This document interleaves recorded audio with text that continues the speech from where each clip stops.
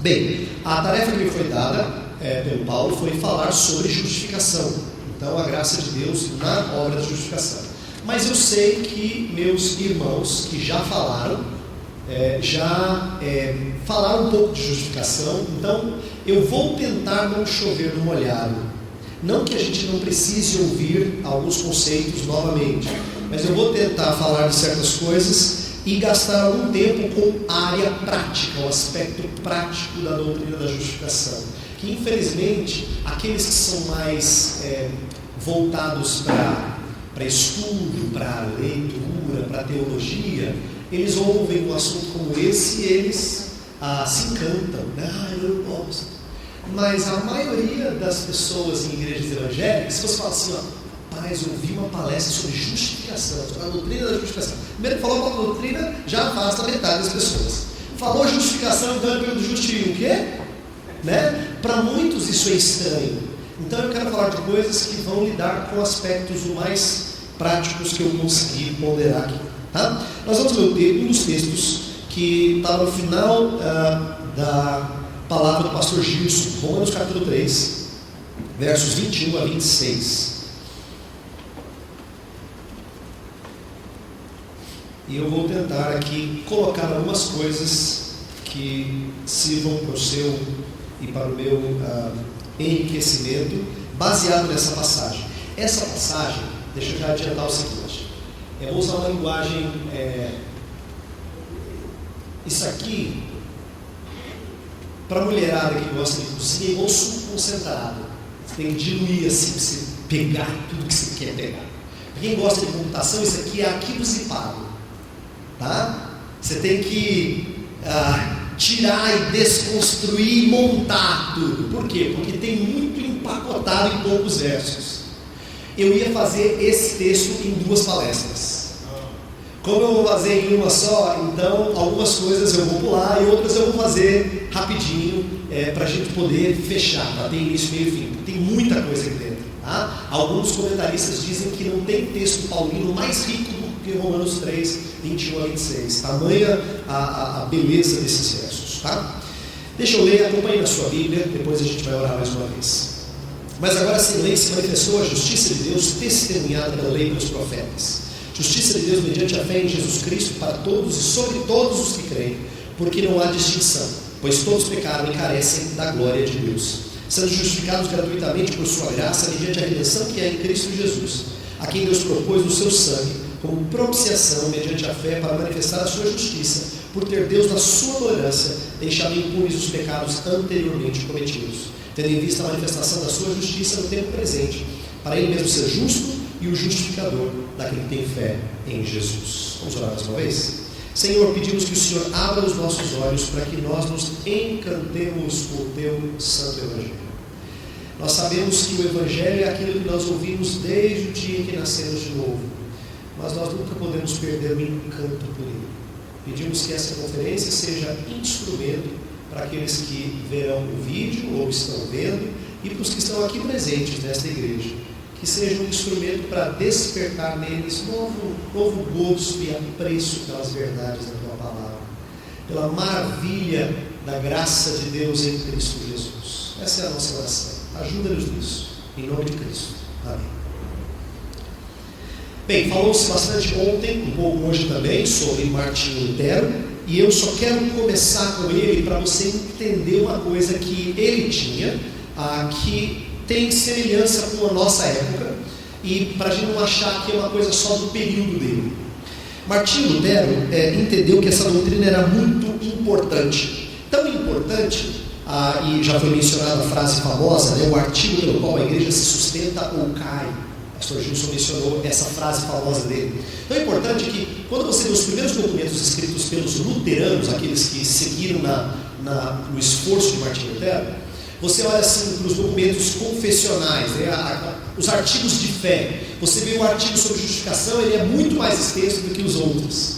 Não é que justificação exija mais explicação, mas no caso de Lutero e de outros do seu tempo, eles estavam entendendo que era tão importante, tão mal compreendido, que tinha que gastar tempo explicando.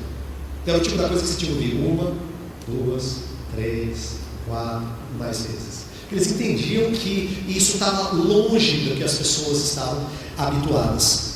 E Lutero deu essa ênfase muito por causa da sua descoberta pessoal. E quando a gente fica encantado com alguma coisa, é justo a gente criar até blog com o nome da coisa. Não é?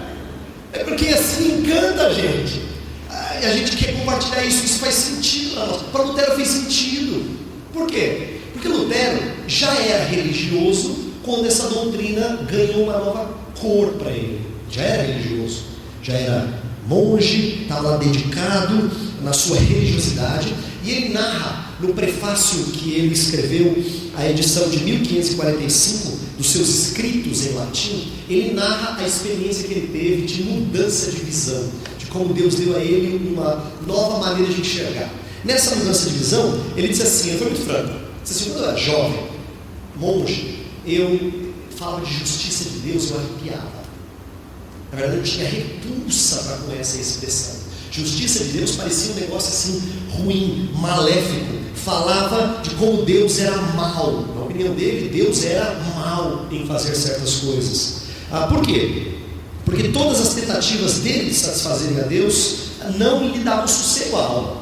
Ele era muito zeloso nas orações, nos jejuns, nas vigílias, nas boas obras. Lembra, ele é um monge. Ele está separado para ser o religioso respeitado da época. Na época de Martinho Lutero, como na Idade Média, você tinha assim o crente e você tinha o monge.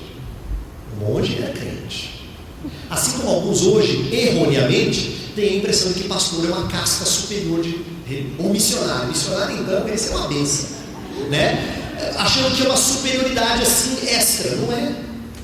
Na Igreja de Cristo Jesus, todos são sacerdotes e não precisam de alguém para lhes levar ao nosso Deus e Pai.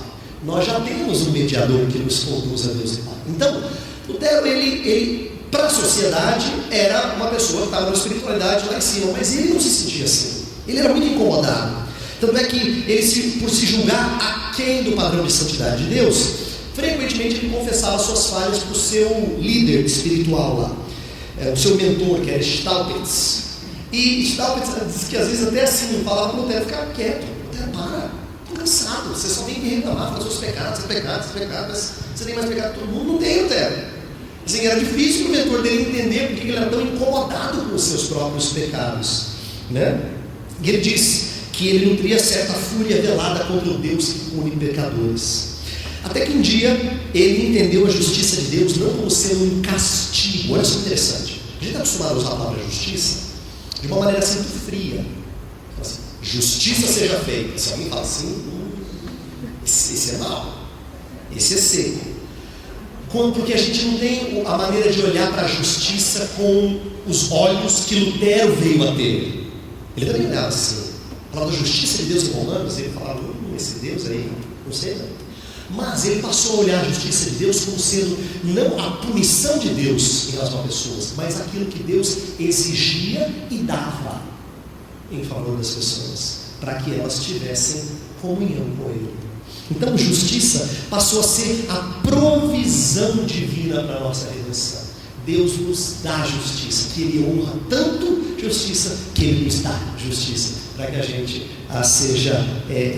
tenha comunhão com Ele. Então ele entendeu a misericórdia de Deus que nos justifica pela fé. E isso ele entendeu principalmente através de Romanos. Então é saudável a gente olhar para Romanos e refletir em cima de uma coisa que não era só do período de Lutero. Hoje também, com a seguinte diferença: a maioria não tem esse incômodo tão grande em relação aos seus pecados. É o contrário. Em nossos dias a gente está mais acostumado a ver pessoas que relevam as coisas, que não são tão incomodadas com a sua condição, não é? Então eu diria que essa é uma visão míope sobre a sua bondade. Por quê? Porque eles olham para algumas coisas aqui pequenas que fazem e não conseguem enxergar com perfeição o padrão de Deus. Só que, curiosamente, tanto Lutero quanto essas pessoas vivem no legalismo. Como é que as pessoas aquietam as suas almas quando elas estão incomodadas, seus corações, elas são incomodadas com alguma coisa? Elas vão e fazem algo que elas julgam que seja muito bom.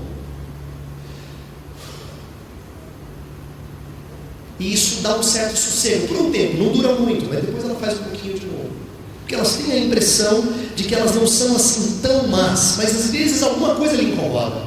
Lá em Romanos capítulo 1, verso 32, fala que os homens têm uma noção do juízo de Deus, mesmo quando eles fazem o que é mal. Só que eles suprimem isso.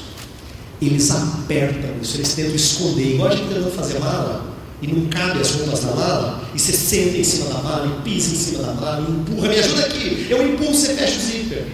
É isso que as pessoas tentam fazer com a verdade de Deus, que acusa a consciência, mas eles tentam suprimir e esconder.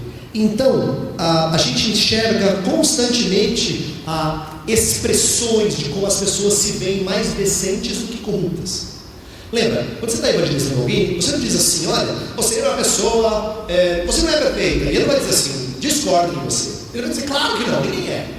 A maioria das pessoas, se você fala que ela tem falhas, até se você usar a palavra religiosa, como você tem pecado, ela vai dizer, mas quem não tem? Aí ele usa um texto da Bíblia que eu ouvi falar uma vez, atira a primeira pedra, quem não tem? Porque ele entende que tudo bem, contanto que ele seja coerente no seu viver. Então, essas expressões de como as pessoas se veem mais decentes do que erradas, elas estão frequentes na nossa cultura. Eu percebo algumas coisas muito curiosas da nossa cultura. Por exemplo, quantas vezes você já não ouviu alguém dizer assim, eu acho que tem 2 tipos de pessoas nesse mundo. Tem gente do bem com o Senhor, gente assim de família, gente que luta, batalha, honesto, paga os seus impostos, e tem aquele pessoal criminoso lá, corrupto. Você fica com a impressão de que eles são maus, eles tem os que estão na cadeia e os que deviam estar. O cara indignado assim com a corrupção no Brasil fala desse jeito, como quem diz, esse pessoal é mau. Eu tenho meus erros, mas esse pessoal é mau. Eu tenho minhas falhas, mas esse pessoal. Frequentemente é assim. Tanto é que um tempo atrás me chamou a atenção e agora tem uma frase nova que eu não lembro o que é, talvez você possa lembrar. A Coca-Cola lançou uma campanha no qual o slogan dela é os bons são maioria. Pouco tempo atrás, recentemente tem uma frase nova, eu não peguei, que eu só vi uma propaganda, mas tentando disseminar essa ideia comum na nossa sociedade, que os bons são a maioria. Tem algumas maçãs podres que estragam, né? Agora, sabe, eu reconheço que isso é comum e você também reconhece que isso é comum. Eu acho mais difícil a gente enxergar isso na gente. Às vezes a gente precisa ouvir outros mostrando para nós como nós somos egocêntricos, né? Como nós somos voltados para nós mesmos. É difícil. É difícil você reconhecer que quando você olha para um álbum de fotos, você quer ver você lá. Porque você queria ver se a sua foto ficou boa ou não. É difícil você reconhecer que quando você está no trânsito, você sempre está certo. Porque ou a pessoa está rápida demais, ou ela está devagar demais. Porque a referência é você. É difícil se acordar para isso. É difícil você reconhecer como você se julga competente. Sabe quando você já imaginou como seria um debate com aquela pessoa? Eu falaria isso, eu diria isso, Você sempre tem os melhores argumentos e na sua cabeça você sempre ganha no argumento. Já percebeu? Você nunca perde, você fala assim, ele teria quebrado as minhas pernas, assim, eu não sabia dizer. Não, na sua cabeça você sempre ganha. Sempre. Por quê? Porque por natureza a gente se acha. Se a gente não ouvir essa doutrina sobre a qual a igreja permanece ou cai, a gente se acha. Por isso que Paulo gastou um tempão da sua carta de Romanos falando de pecado. E ele começa basicamente assim, antes do texto que eu li com vocês. Capítulo 1, ele fala que a ira de Deus se manifesta contra toda prática de injustiça. E ele fala em relação aos que não têm conhecimento bíblico de Deus, os gentios. Eles fazem o que é mal, eles se entregam a paixões, e eles fazem isso, aquilo outro, e eles merecem o castigo de Deus. Aí eu fico imaginando o judeu ouvindo, falando assim, é isso mesmo, Paulo, pode mandar. Esse pessoal pecador, aí eles se voltam para os judeus, então, e vocês, mesma coisa. Aí deve ter causado impacto, porque ele começa, vocês com a lei, vocês têm feito igual o pecado contra o Senhor, assim. Aí ele termina o capítulo 3, fala de pecado. Termina o capítulo 3 dizendo assim, não há um justo sequer. O que Paulo está dizendo? Não existem 2 tipos de pessoa, só tem um tipo de pessoa. Pecador. Só um tipo de pessoa. É isso que Paulo fala, antes de apresentar a boa nova. Porque se ele terminasse em 3:20, seria uma epístola lamentável. Se acabasse em 3:20, a gente não ia pegar Romanos nunca. Ia ficar assim, meu Deus, Romanos, vou pular esse livro, vamos expor outro livro. Porque seria frustrante ouvir como ele expõe o pecado, mostra de um, mostra de outro, conclui que não há um justo sequer, mas fica num vácuo, você fica querendo receber conforto, mas não tem. Mas ele traz, porque a palavra de Deus, então, apresenta a solução. Mas antes de apresentar a solução, eu preciso levar você a entender por que Paulo enfatiza tanto essa ideia de pecado. Olha a nossa necessidade de entender pecado para entender salvação. Deixa eu explicar com algo comum que você está acostumado a ouvir. As pessoas são muito gratas a Deus quando Deus as livra de algo muito sério. Você já percebeu? Até gente que não vai na igreja fala assim: rapaz, sou agradecido a Deus porque minha família estava assim, nessa situação, e quase perdi minha esposa, meu filho teve um acidente, Deus livrou. Quando acontece alguma coisa extraordinária e reconhece como Deus fez muito por elas, aí elas se mostram, pelo menos por um tempinho, gratas. Por um tempo. Se nós não reconhecermos o tamanho do buraco de onde Deus nos tirou, a gente não vai ser grato. Por isso que Paulo gasta tempo falando de pecado. E ele fala da necessidade de a gente entender que, na verdade, todo pecado é contra Deus. Todo pecado é contra Deus. Acima de tudo, o pecado é contra Deus. Ele sempre é a pessoa mais ofendida. Uma vez eu me deparei com algo e fiz um questionamento e foi importante buscar a resposta para isso. Davi, quando pega com Batseba, lembra? Deita-se com Batseba, tem um filho, escreve o Salmo 58 e fala: Senhor, pequei contra ti somente. Contra ti somente. Davi pecou contra Batseba, pecou contra o bebê. De certa forma, não tem nada com a história, está lá ele, fruto de algo promíscuo. Pecou contra Urias, o marido dela, quem ele mandou para a guerra. Pecou contra o exército que botou ele na frente para morrer. Pecou contra Israel, que sofreu castigos por causa dos seus pecados. Pecou contra a sua família. Ele pecou contra todo mundo. E aí escreve: pequei contra ti somente. Davi. Por que Davi diz isso? Ele sabe que pecado, presta atenção nisso aqui, pecado, o que torna o pecado horrível não são as suas ramificações horizontais, e sim verticais. Pecado é horrível não porque causa estrago, pecado é horrível porque ofende a Deus. Por isso que ele se vê desnudado pelo profeta Natan, quando o profeta fala, conta aquela historinha lá da ovelhinha, você lembra dessa aí? Aí ele fala assim: tu és um homem, pequei contra ti somente. Senhor, eu fiz algo horrível contra o Senhor. Não é contra Urias, Batseba, primariamente contra o Senhor. Ele sabe que pecado é uma ofensa a Deus. Paulo então está preocupado em deixar as pessoas cientes disso, que todo pecado é uma ofensa a Deus, e que não só os gentios, mas os judeus também tinham ofendido a Deus e precisavam de um outro caminho de salvação, não o que eles estavam tentando. Por isso que Paulo começa o texto que a gente leu dizendo: agora, verso 21, mas agora, aí ele vai falar: se manifestou a justiça de Deus. Mas agora, esse agora não é tanto uma relação temporal, mas está contrastando duas relações de dependência ou não da lei. Antes você estava na lei, judeu, mas você não conseguiu se salvar. Agora eu vou te mostrar como é que você pode ser salvo. Então ele vai apresentar a justificação pela fé, para quem não tinha entendido essas coisas. Lembra? Gente que tinha acesso à Bíblia e gente que não tinha acesso à Bíblia. Gente que ia na igreja e gente que não ia na igreja. Ele está pregando o mesmo evangelho. Curioso isso, né? Ele não está pregando esse evangelho para os gentios que estavam na igreja lá na praça. Pessoal, você tem que crer em Cristo. E para o pessoal lá na igreja ele estava pregando outra coisa. Gente, nós temos que ter compromisso com a igreja. Não é isso que ele estava fazendo. Ele estava falando do mesmo evangelho para quem estava na igreja e para quem não estava. Mesmo. Porque ele sabia que todo mundo precisava entender isso. Era fundamental entender isso. Por isso que ele apresenta o quê? Ele apresenta a justiça de Deus. Aquela justiça que Lutero No primeiro momento não gostava, tinha raiva de Deus por ela. Mas depois ele passou a entender que era a coisa mais linda que ele havia descoberto nas Escrituras. Por isso que virou um lema da sua mensagem, da sua pregação.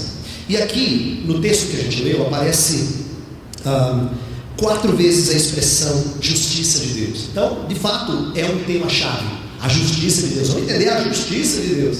É disso que ele está tratando. E eu enumerei aqui 7 características. Não sei se eu consegui chegar a 7, mas o que der a gente vai fazer. E na hora própria eu paro para apenas destacar algumas coisas preciosas para quem agora se viu pecador e precisa entender qual é o caminho proposto pelo Evangelho de Jesus Cristo. Então ele vai falar da justiça de Deus e vai dar vários atributos, características a essa justiça. Então eu vou aqui enumerar meus pontos, serão sempre justiça com algum atributo. E o primeiro deles, no verso 21, diz que é uma justiça sem lei. Mas agora, sem lei se manifestou a justiça de Deus. O que significa uma justiça sem lei? Paulo está falando que é uma justiça que não se obtém mediante cumprimento da lei. O que ele quer dizer com isso? Era uma justiça testemunhada pelo Antigo Testamento, que às vezes é chamado de lei, mas que não propunha um caminho de obedecer o Antigo Testamento perfeitamente e chegar à salvação. Eu preciso explicar uma coisa importante, difícil assim, nós não estamos habituados a isso. Paulo usa 2 vezes a palavra lei nesse verso de maneiras diferentes, e ele faz isso. Às vezes ele pega você, que ele fala lei, você fala ok, mas o que ele quer dizer? Aqui ele diz 2 coisas diferentes. Eu vou ler o verso de novo. Mas agora, sem lei, se manifestou a justiça de Deus testemunhada pela lei e pelos profetas. O que ele quer dizer? Presta atenção. Testemunhada pela lei e pelos profetas é uma maneira de falar assim, Antigo Testamento. Porque o Antigo Testamento era dividido em partes. E uma maneira de você se referir ao Antigo Testamento é falar da lei, que eram os 5 primeiros livros do Antigo Testamento, o Pentateuco, e os profetas, que incluía não só o que nós entendemos como os profetas, mas até os livros históricos são chamados de profetas para os judeus. Então, falar das leis dos profetas era englobar quase todo o Antigo Testamento. Quando ele fala assim, manifestou a justiça de Deus testemunhada pela lei e pelos profetas, ele está falando que o Antigo Testamento sempre falou de um evangelho, presta atenção, no qual você é salvo sem cumprir a lei. Agora ele está usando lei no outro sentido. Mas agora sem lei se manifestou. Sem que lei? O que ele quer dizer aqui no primeiro uso da palavra lei? É de obediência, de performance, de conseguir fazer as coisas. O que Paulo está querendo dizer é que não é uma mensagem nova essa ideia de que antes você tentava ser salvo pela lei, agora você é salvo pela graça. Não, sempre foi ensinado que você é salvo pela graça de Deus. Sempre. Isso ajuda a gente a corrigir uma coisa que nós temos erroneamente plantada em algumas igrejas evangélicas, que é esse conceito de olhar para o Antigo Testamento e achar que Deus é bravo no Antigo Testamento, mas no Novo Testamento Deus é tão bonzinho. Como no Antigo Testamento Deus assim, ferro e fogo, entendeu? É lei ali, vamos ver se você cumpre. No Novo Testamento não, Jesus é do amor, é da graça. Não é assim. O Antigo Testamento apresenta coisas preciosas acerca da misericórdia de Deus. As misericórdias do Senhor se renovam a cada manhã. Esse é o Antigo Testamento. E o Novo Testamento fala, a ira de Deus se manifesta nos céus. O Novo Testamento. Por quê? Porque é o mesmo Deus. E a mesma salvação. Anunciada desde a lei e dos profetas. Testemunhada desde a lei dos profetas. Então não pegue esse livro, chamado Bíblia, e diga assim, eu vou ler o Novo Testamento, no Antigo Testamento eu não sou muito fã não. Assim, sabe? Não faça assim. Porque aquilo que Deus quer que você saiba, está lá atrás. Paulo em Gálatas falou assim, que ele pré-anunciou o Evangelho a Abraão. Em ti serão benditos todas as famílias da terra. Ele pré-anunciou o Evangelho. Ele já estava dizendo assim, fique sabendo que você vai ser abençoado. As famílias da terra vão ser abençoadas por causa de você. Não por causa do desempenho delas, mas porque eu coloquei o meu amor em você. E Paulo faz questão de, no capítulo 4, depois do texto que a gente leu, no capítulo 4, explicar que um dos homens mais honrados pelos judeus também foi justificado pela fé, e não pelo seu desempenho. Porque se fosse pelo seu desempenho, ele teria orgulho. E Paulo vai falar 4, ele fala assim, olha, se fosse por obras, ele teria algo do que se vangloriar, mas não é. Então ele gasta o capítulo 4 falando de um Abraão que também era frágil. Porque é verdade, a gente sabe disso. Você lembra que Deus chama ele de Ur dos Caldeus e fala, vai, sai da tua terra, da tua varandela e vai. E ele vai, você fala, esse cara é crente. Porque Hebreus 11 fala que ele saiu sem saber para onde ia. Então esse cara é crente. Mas aí Deus fala assim, eu vou te dar herdeiro, só que está ficando velho. E não vem herdeiro, um dia ele sai olha no céu, tem um monte de estrela, e fala assim, Senhor, tentando falar com Deus, Senhor, não tem herdeiro, Senhor, só tem um servo.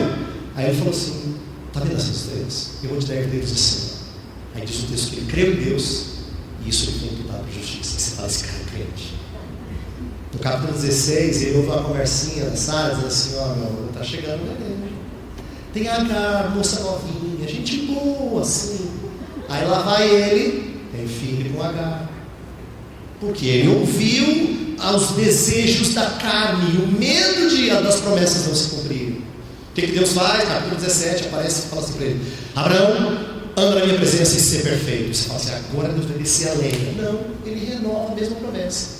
Eu vou te dar terra, descendência, dá um sinal da aliança que é a circuncisão e abençoa a família de Abraão.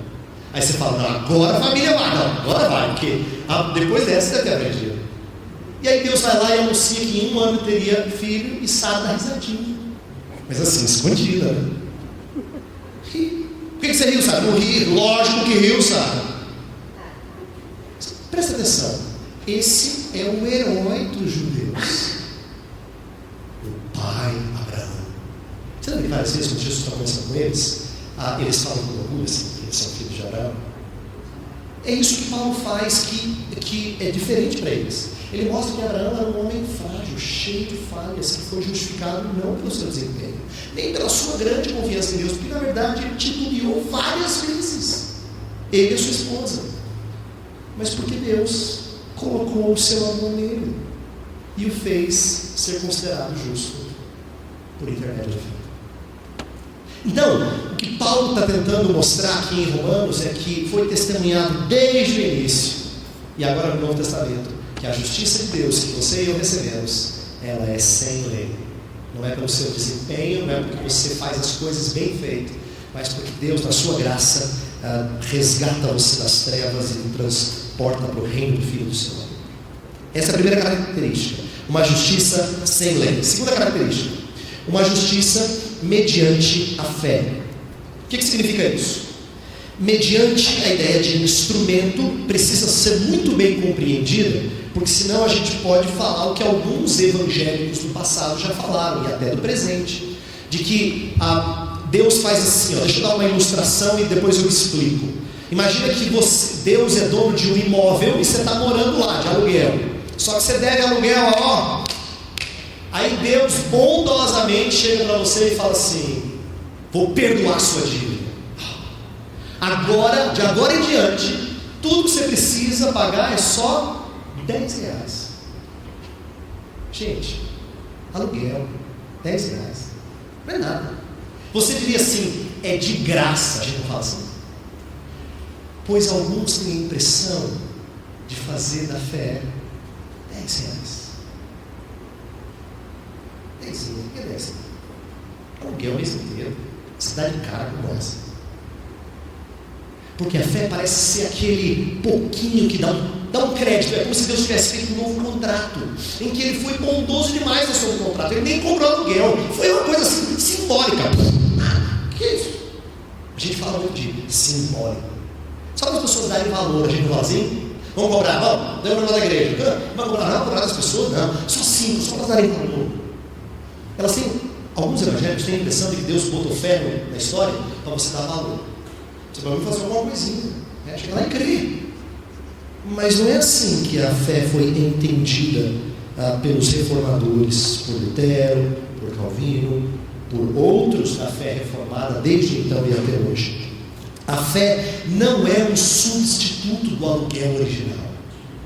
Não é, ainda que seja só um pouquinho. A fé, na verdade, é demonstração de que você não tem nada. Alguns autores usaram muito boas ilustrações para falar da fé como sendo uma postura mendicante. Crer em Deus é assim, ó. Tão de mim aí. É tão humilhante a gente se imaginar nessa postura.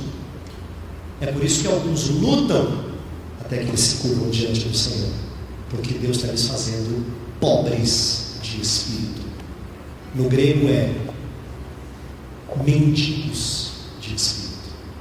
Você chega pedindo, não tem nada. Não tem nada.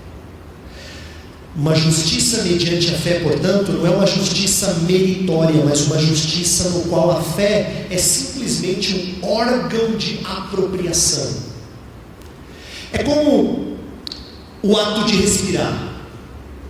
Quando você inspira, você está sendo sustentado com vida, não por causa do seu ato de inspirar, mas pelo ar. Se não tem ar, não adianta você ser capaz de inspirar. É como a boca que se alimenta. Você não come e depois fala assim, a minha boca trabalhou muito bem hoje. Não, você honra a comida que te sustentou. Porque o que te dá sustento é a comida. A fé é mero órgão de apropriação para você pegar aquilo que Deus quer lhe dar. Seja a habilidade de inspirar ou a boca que lhe permite ser nutrido. Essa ideia é muito importante, mas ela tem que ser bem entendida no nosso meio. Eu quero aplicar aqui, levando você a entender como as pessoas se preocupam muito mais com o ato da fé do que com o objeto da fé. Você já viu como o brasileiro tem mania de dizer assim, ó, tem muita fé, viu? Tem muita fé que vai dar certo. Não. Tem que dar, não é possível dar, tem muita fé. Em vez de explicar para você em quem ele tem fé. Se perguntar, fé em quê? Vai dizer, Deus. Que Deus? Ah, como assim que Deus? Deus? Como é que Deus é? Pergunta difícil, pergunta do pastor. As pessoas não sabem em quem elas confiam. Elas acham que a sua muita confiança lhe dá direito de conseguir alguma coisa. É por isso que até em igrejas a gente vê uma coisa parecida. Vou dizer como é que acontece na igreja. A gente valoriza muito sinceridade antes do que conteúdo. Alguém cantou ou falou alguma bobagem na igreja e fala assim, puxa, olha só o que ele falou.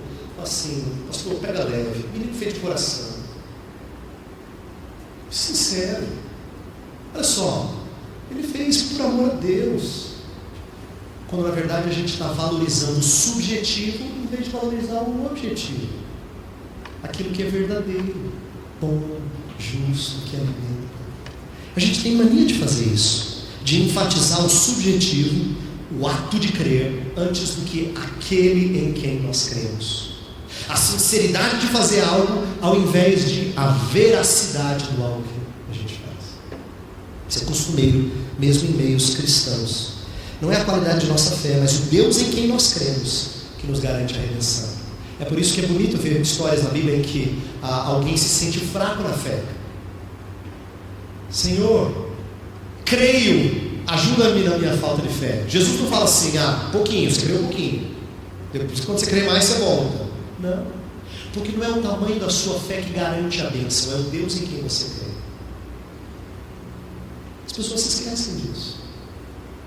Elas acham que é o seu muito crer. Tanto é que a gente julga que alguém que é inabalável, assim, deve ser crente como a fulana. Ela é, a fé dela deve ser aqui no teto, assim, não é assim, não. A gente quer um exemplo disso, um texto mal compreendido nas Escrituras. Pedro acha que está abafando quando ele chega para Jesus e fala assim, Senhor, até quantas vezes devemos perdoar? Até 7? Ele queria ganhar estrelinha no caderno dele, sabe? Sabe quando a gente é pequenininho, ele ganhava estrelinha assim, fazia a tarefa direito? Ele queria ganhar estrelinha. Aí Jesus falou assim, que isso? Até 70 vezes 7. Aí aquilo assim, desmontou. Possível, Senhor. Possível. Então aumenta-nos a fé. Você falou, que boa oração. Ruim oração. Sabe por quê? Jesus nos corrige assim, se a sua fé for do tamanho de um grão de mostarda, você diz para esse monte, sai daqui e vai para lá. Jesus não está dizendo com isso que eles não tinham fé nem do tamanho de um grão de mostarda. Ele está dizendo, se a sua fé fosse tão pequenina quanto um grão de mostarda, você seria capaz de fazer coisas grandiosas. Então não venha para mim dizendo que você precisa de mais fé. Por isso que ele termina o texto dizendo assim, que você faz o que tem que fazer, depois você fez só a sua obrigação. Lucas capítulo 5, fala assim. Essa é uma maneira da gente entender errado as Escrituras, achando que a gente precisa de mais fé nas coisas, quando na verdade a gente precisa de um Deus grandioso e simplesmente mendigar para Ele. Terceira característica do nosso texto, falei de justiça sem lei, uma justiça mediante a fé. E a terceira característica é uma justiça para todos. Uma justiça para todos. Verso 22, Paulo fala assim: justiça de Deus mediante a fé em Jesus Cristo para todos e sobre todos os que creem, porque não há distinção. Por que isso aqui é bonito? Porque fala muito da igreja sem distinção étnica. Paulo não falou que tanto os gentios quanto os judeus tinham um problema de pecado? Pois depois disso ele não fala assim, pois Deus tem um plano de salvação para os judeus somente. Não, é para todos.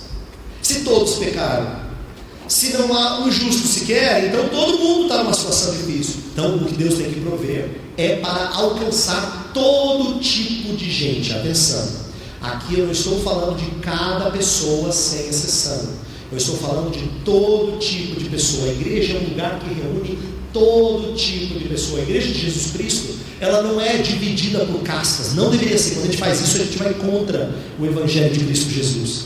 Ela é uma igreja que alcança gente de áreas diferentes. É por isso que Jesus Cristo frequentemente chocava as pessoas por ir atrás de quem era desprezado na sociedade.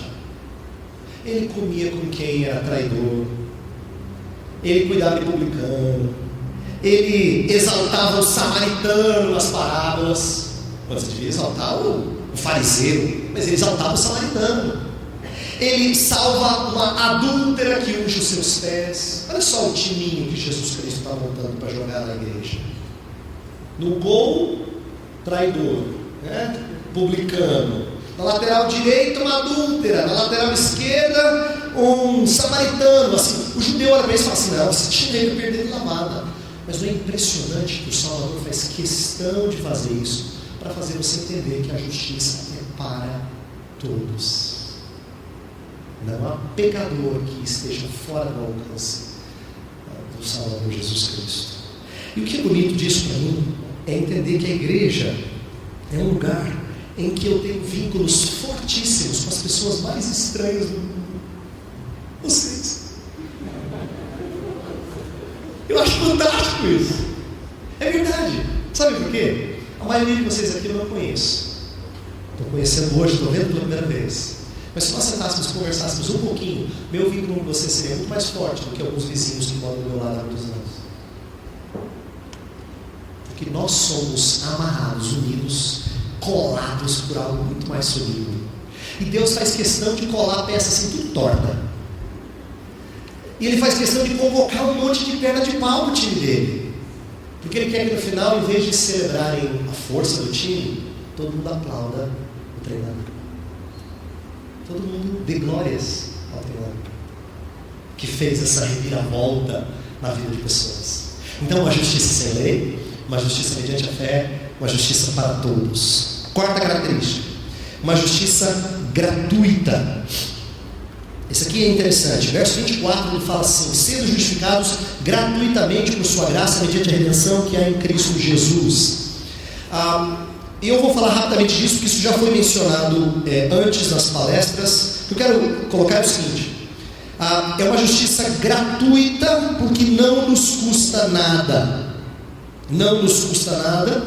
Então isso significa que nós não caminhamos baseados no nosso desempenho. Eu já falei isso antes. Deus não julga a gente no final da vida para ver se vai nos justificar. Ele justifica e diz: vai, anda, teus pecados são perdoados, não peque mais, vai. É assim que Ele faz. Ele justifica e depois nos coloca num caminho de santificação. E por que isso aqui é importante, essa virtude de justiça gratuita? Porque isso me tranquiliza em relação ao meu desempenho em santidade. E deixa eu falar de uma coisa muito séria, porque eu sei que está presente no seu meio. Talvez você não sofra tanto com isso, mas eu ouso dizer, vou ser ousado aqui, que a maioria de vocês pensa desse jeito que eu vou falar agora, porque eu também às vezes penso desse jeito. Eu sei que o coração de vocês não é muito diferente do meu. Quantas vezes nós temos a impressão de que as coisas não estão indo muito bem na nossa vida porque a gente pisou no tomate? Pisou no tomate.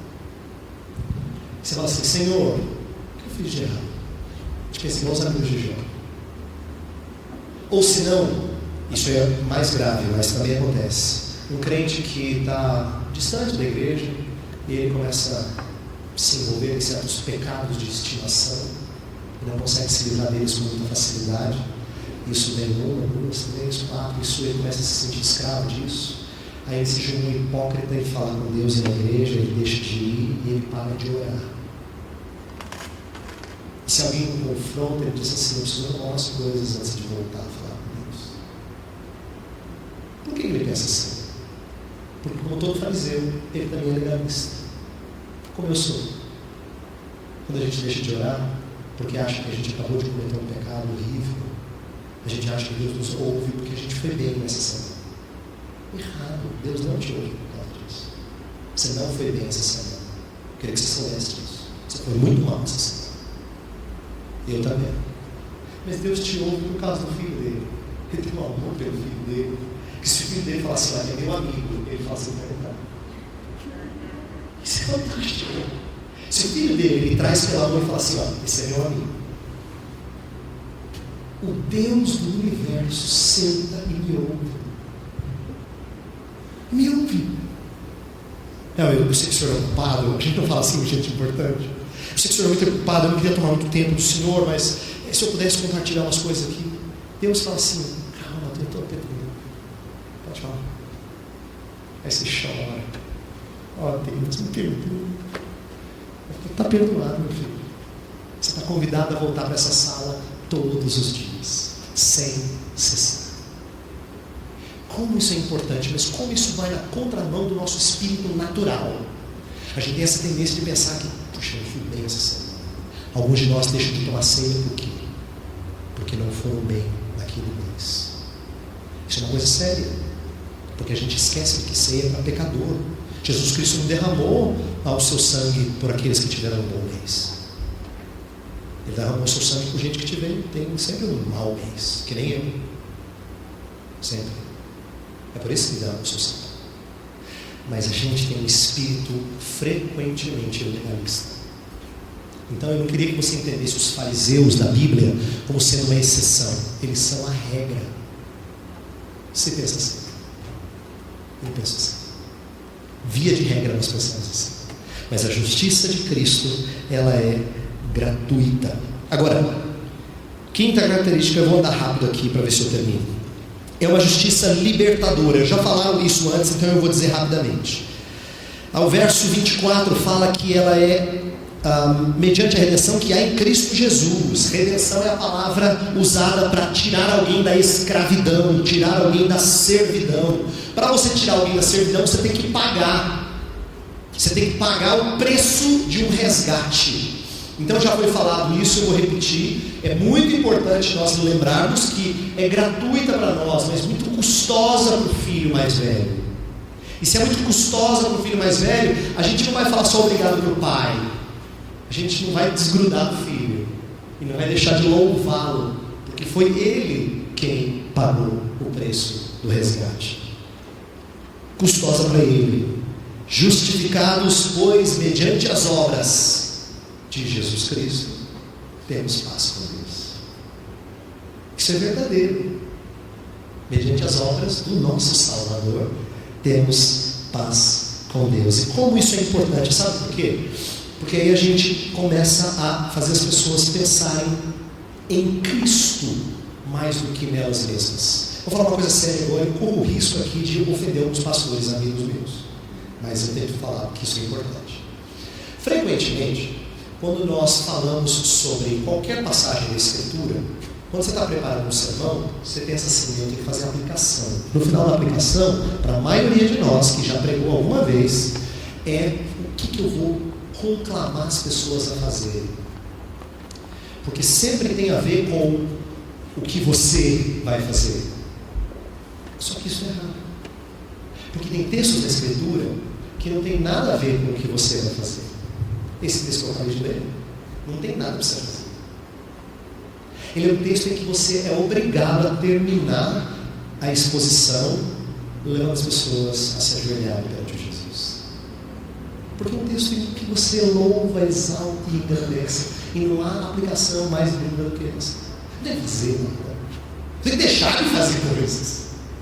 Porque o texto não fala nada de fazer. Quando o texto tem com um imperativo do tipo: maridos, amai as vossas mulheres, ou ide por todo mundo e pregai o evangelho, ele está dando ordens para você. Mas esse texto não tem ordens, é só notícia. O que você faz com a notícia? Você senta e ouve. Quando ela é ruim, você fica frustrado, mas quando ela é boa, você se alegra. Isso é notícia. As boas novas. Você se alegra. Basta. O seu coração já recebeu a aplicação que você precisava, porque Cristo ficou mais precioso aos seus olhos. Isso é muito bom. Quando Cristo fica mais bonito aos nossos olhos.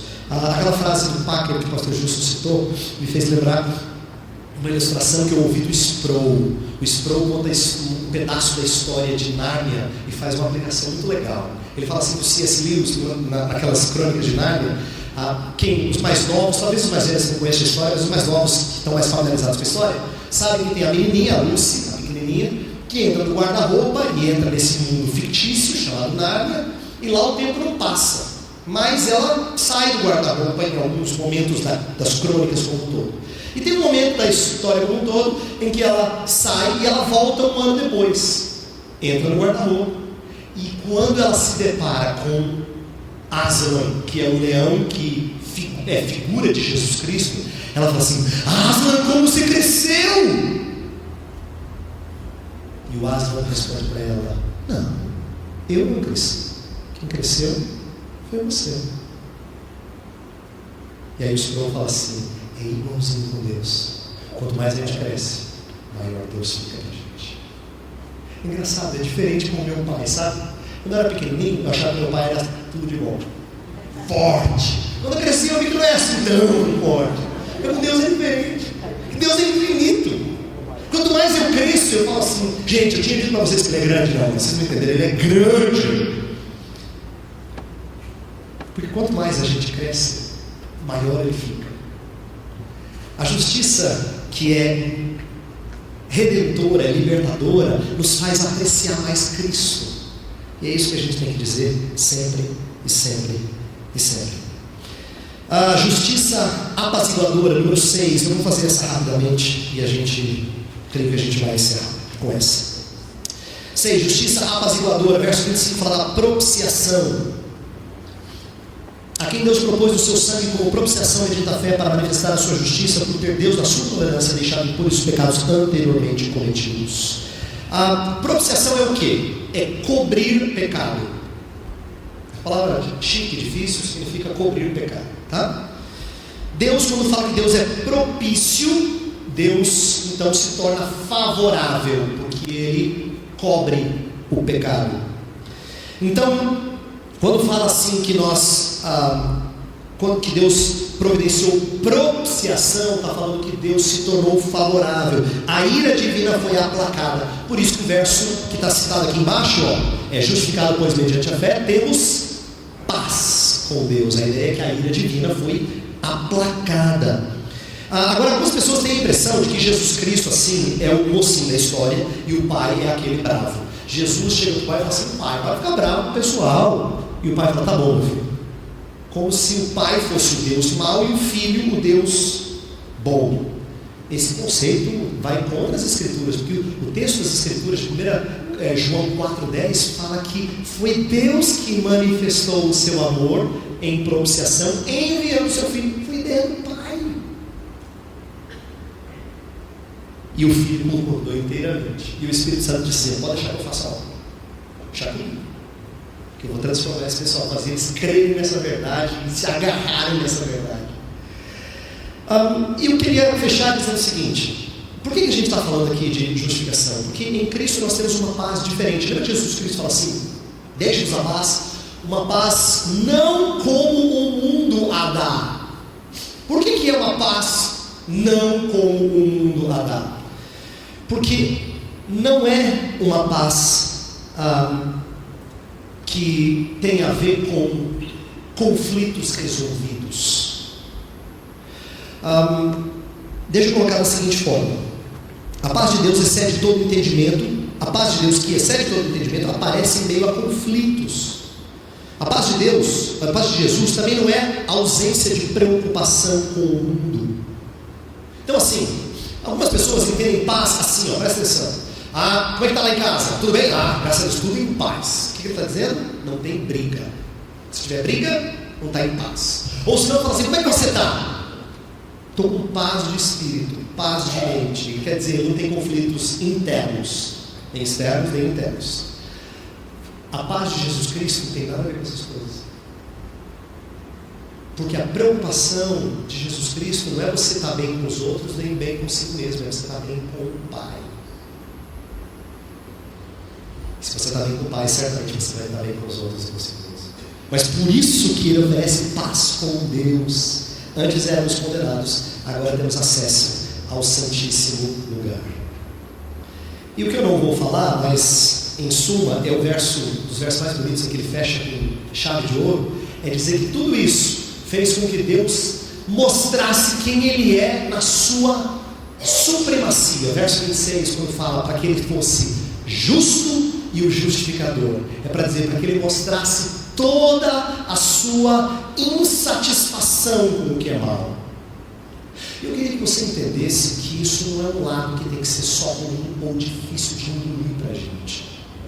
Presta atenção. Você toleraria viver num mundo em que nunca o que é mal seria ruim? A gente não gosta disso. A gente entende que é necessário que aquilo que é mal seja, em algum momento, punido e castigado. Então, o fato de nós entendermos essa questão de Deus é importante porque ela nos traz... Obrigado. Ela nos traz entendimento do que é essa justiça que Deus tem que manifestar, seja nos homens ou no seu Filho. Então, a beleza dessa doutrina toda é que ela não mostra só o amor de Deus, porque Deus poderia ter amado você e escolhido apagar os seus pecados. Eu aprendi uma coisa com o meu pai que eu nunca esqueci. Ele falou assim: filho, Deus não é como o governo brasileiro. Deus não anistia crimes passados. Está na moda aí, né? Tempo atrás a gente ouviu muito disso. Deus não anistia. Deus faz cada pecado você paga. Cada um deles. Porque Deus não é inocente ou culpado. A beleza é que Ele se entrega para ter cada pecado pago. Por isso que a doutrina da justificação é tão importante. E Lutero disse: tem que pegar isso. Porque ela mostra Deus justo e justificador. Não faz Deus nem só uma coisa, nem só outra. Faz Ele ambas. E por isso que isso é tão encantador. Lutero não cansava de pregar isso. E nós não podemos cansar de pregar isso. Porque, como eu tentei mostrar em várias das aplicações, a gente tem a tendência de pensar contrariamente. Portanto, é uma doutrina para a gente voltar nela sempre e sempre e sempre. E a minha oração final vai ser para Deus fazer uma coisa que Ele tem feito comigo e eu quero que Ele faça contigo.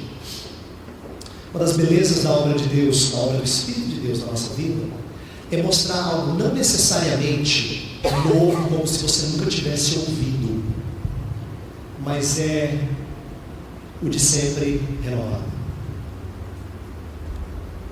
Quando você olha aquilo que você já ouvia antes e você fala assim: gente, que coisa linda. Eu não me esqueço do tempo em que eu morei fora do Brasil com os meus pais. Eu era menino, nós voltamos. Meu pai foi pregar na igreja em que ele tinha sido pastor, e depois que terminou a mensagem, ele conduziu a igreja a cantar aquilo: Tu és fiel, Senhor. E eu lembro quando eu comecei a ouvir aquela melodia e cantar, eu não conseguia cantar. Eu chorava. Porque eu começou a passar um filminho na minha cabeça da maneira como Deus tinha sido fiel para conosco enquanto fora da nossa terra natal. O que aconteceu comigo naquele dia? Eu entendi que Deus era fiel. Você vai falar assim: velho, você não entendia antes? Claro. Mas você não entendeu. Deus é fiel. Sabe quando o novo ganha uma nova cor? Foi o que aconteceu com o Lutero. Foi o que aconteceu comigo naquele dia.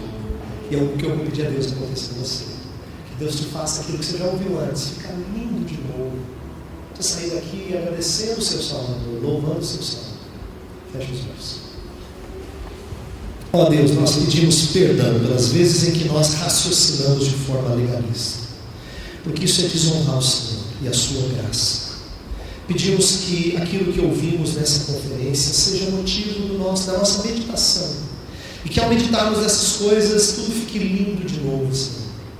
Lindo como nós não ouvimos antes. Saiamos daqui amando mais a Ti, ao Teu Filho, ao Teu Santo Espírito. Que saiamos daqui não prontos a fazer coisas, mas a simplesmente crer nelas e anunciá-las. Porque as pessoas não podem viver sem isso. Ó Pai, infunde em nós amor maior por Ti e compaixão por aqueles que não conhecem essa mensagem preciosa. Essa é a nossa oração, em nome de Jesus.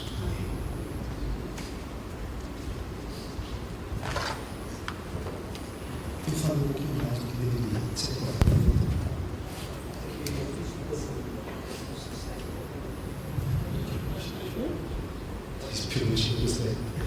Pode ser. Paulo falou que eu vou fazer 3 perguntinhas. A gente sempre usa a coisa do diminutivo porque dá a impressão que vai ser curto. Você já viu quando você fica numa fila de espera e alguém fala assim, vai demorar só 40 minutinhos. Eu fico pensando, esses minutinhos tem quantos segundos? Porque o meu tem 60 minutos. 40 minutinhos. É muita coisa.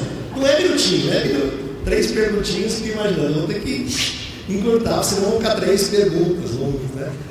Nós vamos abrir perguntas e eu vou tentar responder brevemente, tá? Pode ser que eu não satisfaça integralmente, mas eu não quero fazer outra palestra aqui, então eu vou tentar ser breve.